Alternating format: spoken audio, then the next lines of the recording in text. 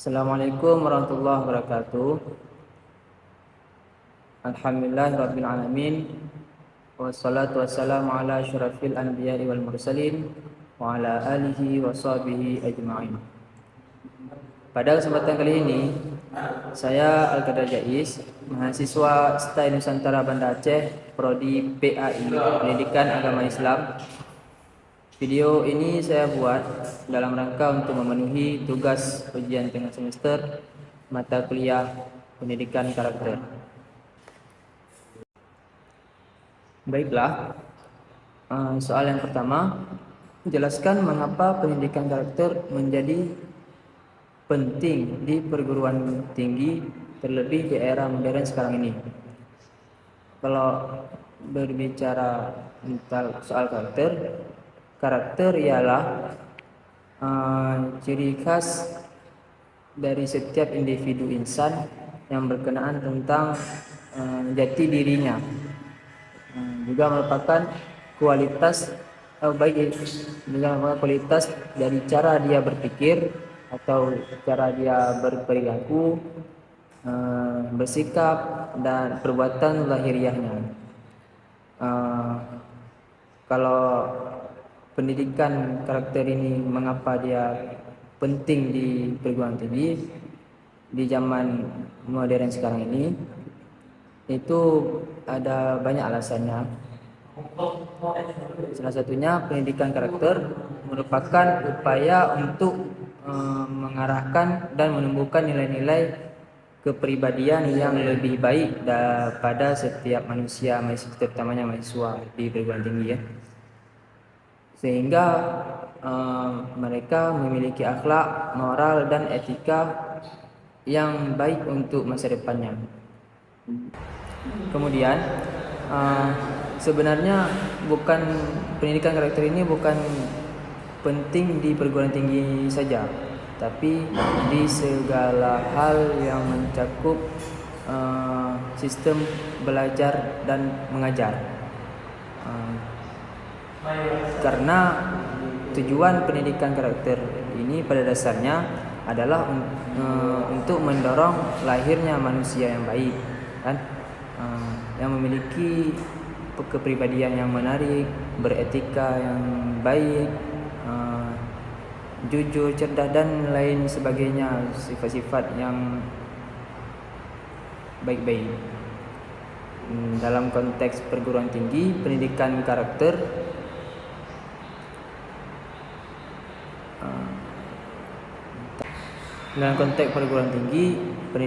ini merupakan dasar landasan.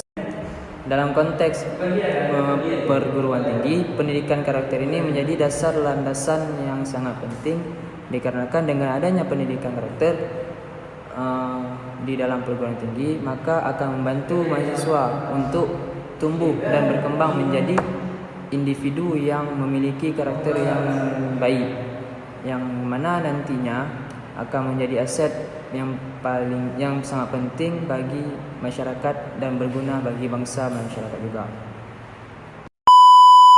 Soal nomor 3, yang poin A, jelaskan peran komunikasi yang efektif dalam membangun kerjasama di lingkungan kerja atau tim. Berikan contoh konkret dari pengalaman Anda sendiri. Dalam membangun kerjasama di lingkungan kerja atau sebuah tim, komunikasi yang efektif itu memegang peranan yang penting. Salah satunya yaitu mengurangi kesalahpahaman dan konflik. Komunikasi yang efektif membantu mengurangi kesalahpahaman dan konflik antara anggota tim. Ketika informasi dan gagasan yang disampaikan dengan tepat, anggota tim lebih mungkin untuk bekerja sama dan menyelesaikan masalah yang timbul dalam proses mencapai tujuannya. Komunikasi yang efektif juga dapat membangun kepercayaan antar anggota tim kita atau dalam lingkungan kerja kita. Ketika setiap anggota merasa dimengerti, didengarkan dan dihargai, mereka akan lebih mungkin untuk bekerja sama dan saling mendukung. Melalui komunikasi yang efektif, tim dapat menciptakan lingkungan kerja yang positif dan kolaboratif, serta meningkatkan koordinasi dalam mencapai tujuan. Selain itu, tim yang bisa berkomunikasi dengan baik cenderung lebih kreatif dan berhasil dalam jangka waktu yang panjang. Contohnya, dalam hal kita berdiskusi, ketika kita mampu menyampaikan pesan yang baik dan dapat dipahami oleh lawan bicara, yang menandakan bahwa kita sudah bisa menggunakan bahasa yang baik dan menguasai materi. Selain itu,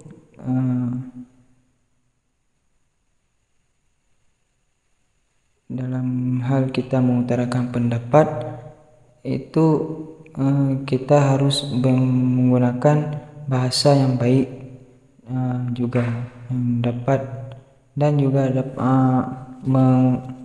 mendengarkan pendapat orang lain juga.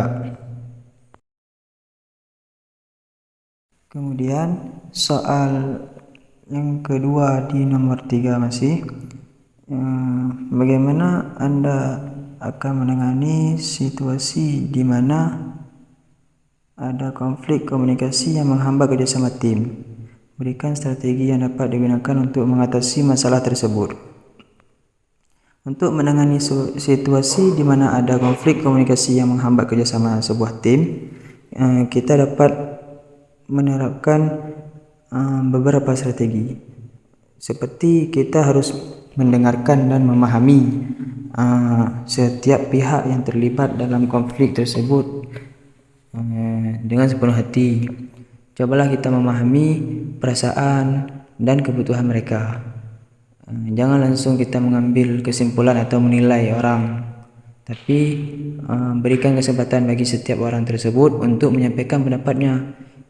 Dan juga kita harus jujur dan terbuka.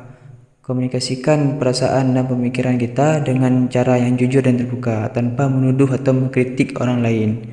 Fokus pada permasalahan yang ada, bukan pada kesalahan individu. Dan juga kita harus mencari solusinya secara bersama-sama. Setelah memahami permasalahan yang ada, ajak seluruh tim tersebut untuk mencari solusi secara bersama-sama. Libatkan semua anggota dalam diskusi dan dalam membuat keputusan tersebut, agar setiap orang merasa dihargai dan memiliki rasa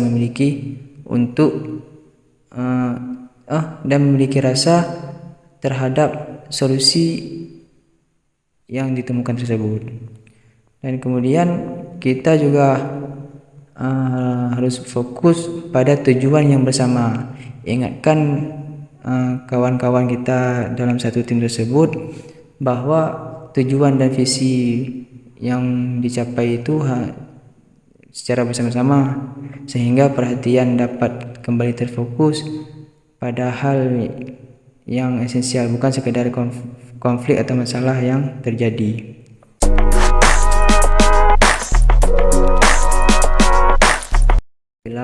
Kemudian soal nomor 4 yang poin A, apa perbedaan antara tanggung jawab individu dan tanggung jawab sosial?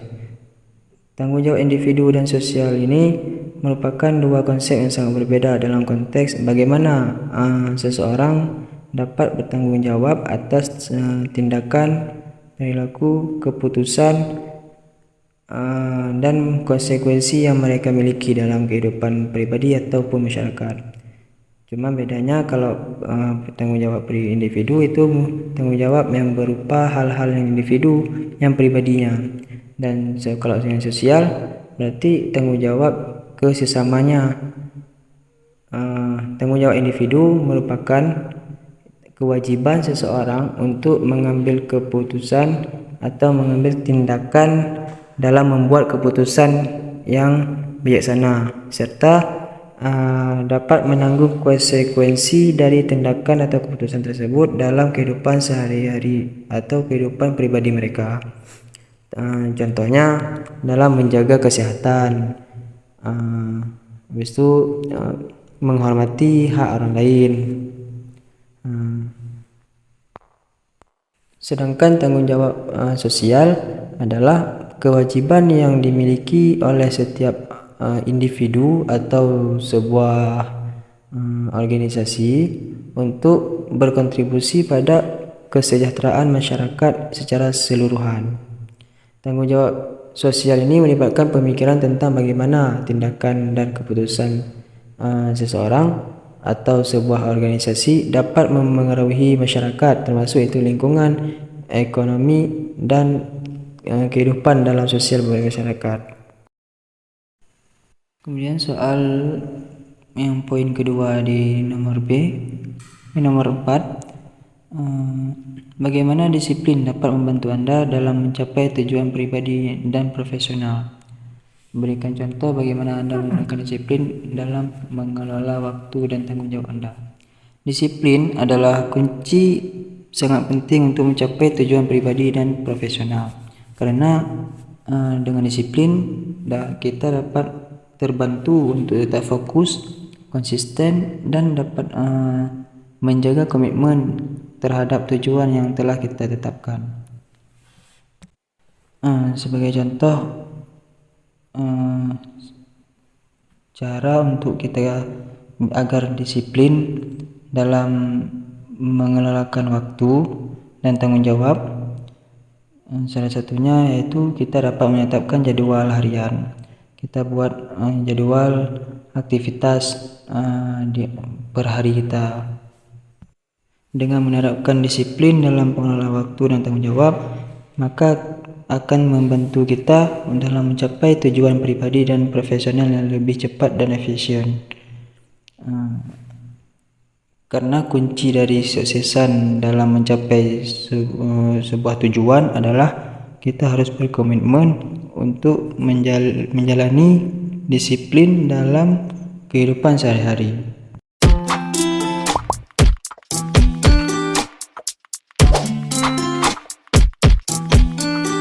Nomor 5, yang poin A, jelaskan perbedaan antara kepedulian dan empati.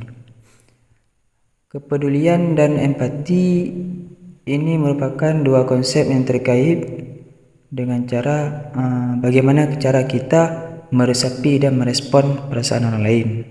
Empati adalah kemampuan untuk kita dapat memahami dan merasakan pemikiran ataupun perasaan dan juga pengalaman orang lain dari sudut pandang orang tersebut. Empati ini mengharuskan seseorang untuk menempatkan diri bahwa kita dalam situasi orang tersebut dan merasakan apa yang mereka rasakan. Sedangkan peduli adalah perasaan atau kepedulian atau keprihatinan terhadap keberhasilan atau kesejahteraan orang lain. Peduli ini melibatkan tindakan yang diambil oleh seorang untuk membantu atau mendukung orang lain, baik itu secara emosional, material, atau secara praktis. Peduli berfokus pada apa yang dapat kita lakukan untuk membantu dan bagaimana menunjukkan rasa dukungan dan perhatian yang tulus.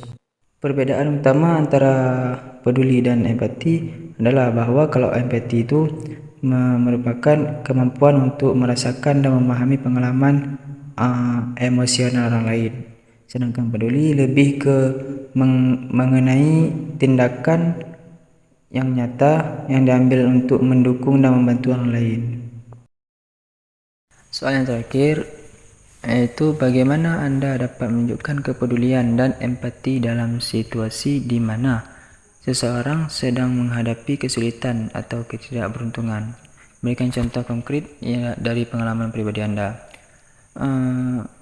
Untuk menunjukkan kepedulian dan rasa empati kita terhadap seseorang yang mana seseorang tersebut sedang berada di dekat kita atau dalam arti kata seseorang itu tidak jauh dari kita, itu bisa dengan cara kita dengarkan dengan penuh perhatian saat seseorang tersebut membicarakan tentang masalah atau kesulitan yang mereka hadapi. Kita dengarkan dan dengan tanpa menghakimi cerita yang sedang diceritakan tersebut. Kemudian setelah kita dengarkan, kita bisa menawarkan solusi. Namun kalau seseorang tersebut tidak berada di dekat kita, seperti halnya saudara kita yang ada di Palestina, itu kita bisa membantu atau menunjukkan rasa kepedulian dan empati kita tersebut dengan cara membantu mereka sebisa mungkin dan semampu mungkin. Jika tidak mampu untuk membantu mereka dalam hal berperang bersama mereka, berarti kita berdoa. Yang jangan kita menghujat bahwa tidak ada faedah untuk membantu orang Palestina, karena di negara sendiri pun kita belum tentu merdeka sebagaimana haknya merdeka. Maksudnya merdeka dalam arti kata masih dalam kesengsaraan.